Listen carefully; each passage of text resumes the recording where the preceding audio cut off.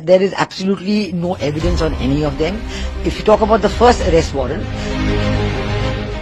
গুম ও গণহত্যার অপরাধে সাবেক প্রধানমন্ত্রী শেখ হাসিনার বিরুদ্ধে গ্রেফতারি পরোয়ানা জারি করেছে আন্তর্জাতিক অপরাধ ট্রাইব্যুনাল। আর এই গুম ও গণহত্যার অভিযোগের বিশ্বাসযোগ্যতা নিয়ে প্রশ্ন তুলেছেন বাংলাদেশের দায়িত্ব পালন করা ভারতের সাবেক হাই কমিশনার বিনা সিকরি।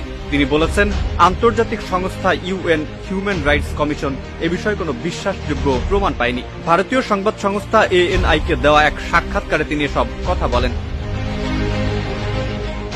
সাক্ষাৎকারে বিনা সিকরি বলেন, এটি শেখ হাসিনার বিরুদ্ধে দ্বিতীয় গ্রেফতারি পরোয়ানা। এটি গুমের অভিযোগে। যদি আপনি প্রথম গ্রেফতারি পরোয়ানার কথা বলেন, তা ছিল তথাকথিত গণহত্যার অভিযোগে, কিন্তু কোনো প্রমাণ বা তথ্য উপস্থাপন করা হয়নি। যখন ইউএন হিউম্যান রাইটস কমিশনকে জুলাই আগস্টে প্রাণ হারানো মানুষের বিষয়ে প্রতিবেদন দেওয়ার জন্য বলা হয়, তারা বলে যে আমাদের কোনো প্রমাণ দেওয়া হয়নি। কোনো এফআইআর কি আছে?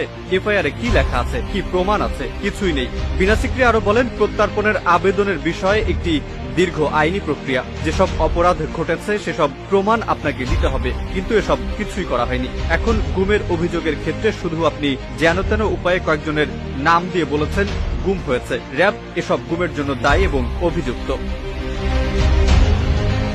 র্যাব গঠনের প্রসঙ্গ টেনে এই কূটনীতিক বলেন, এটি বেগম খালেদা জিয়ার সময় প্রতিষ্ঠিত হয়েছিল এবং তখন থেকেই তাদের বিরুদ্ধে এইসব অভিযোগ উঠেছে যে তারা মানুষদের নিয়ে যায়, গায়েব করে ফেলে। তারপর থেকে এটি একটি রাজনৈতিক বিষয় হয়ে দাঁড়িয়েছে। কিন্তু এখন হঠাৎ এটি নিয়ে মামলা তৈরি করা হয় এবং 12 জনকে অভিযুক্ত করা হয়। আমি মনে করি না যে এই মামলাগুলো কোনো গুরুত্ব বহন করে। এর আগে গতকাল সোমবার শেখ হাসিনা ও তার সাবেক প্রতিরক্ষা উপদেষ্টা মেজর জেনারেল অবসরপ্রাপ্ত তারিক আহমেদ সিদ্দিক এবং সাবেক পুলিশ মহাপরিদর্শক বেনজির আহমেদ সহ 13 জনের বিরুদ্ধে গ্রেফতারি পরোয়ানা জারি করে আন্তর্জাতিক অপরাধ ট্রাইব্যুনাল। তাদের বিরুদ্ধে বিচার বহির্ভূত হত্যাকাণ্ড ও গুমের অভিযোগ আনা হয়েছে।